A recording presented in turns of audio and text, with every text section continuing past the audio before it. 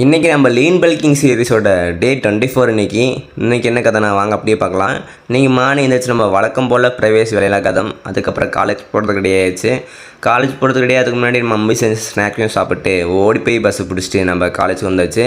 College வந்துட்டு நம்ம பசங்களோட கொஞ்சம் நேரம் அட்டி அடிச்சுட்டு அதுக்கப்புறம் நம்ம பசங்களோட நிறைய டிஸ்கஷனும் பண்ணிவிட்டு நம்ம ஆர்ட்ஸ் காலேஜ் கேர்ள்ஸ் வந்து என்னமோ ரேம்ப் வாக் மாதிரி நடந்துட்டு இருந்தாங்க. அதை பார்த்து குட்டையை இன்ஸ்பிரேஷன் ஆகி அவன் என்னமோ பண்ணான்.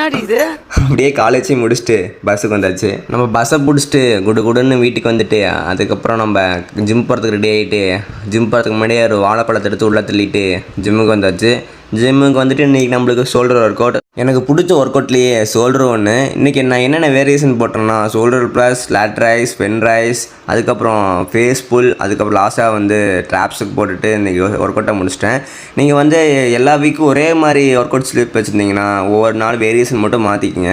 உங்கள் மசிலில் உள்ள எல்லா டெல்ட்டும் ஆக்டிவாக வரதுக்கு அது நல்லாயிருக்கும். அப்புறம் நானும் ஒர்க் அவுட்லாம் முடிச்சுட்டு வீட்டுக்கு வந்து 4 முட்டையை உடச்சி என்னமோ மாதிரி ஆம்லெட் போட்டு அது நல்லாலே எடுத்து சாப்பிட்டு நீங்கள் டே ஃபினிஷ் பண்ணிட்டேன். புதுசாக பார்க்குறீங்களா? வழக்கம் போல் மறக்காம சர்ப்ரைஸ் பண்ணுங்க. தேங்க்யூ.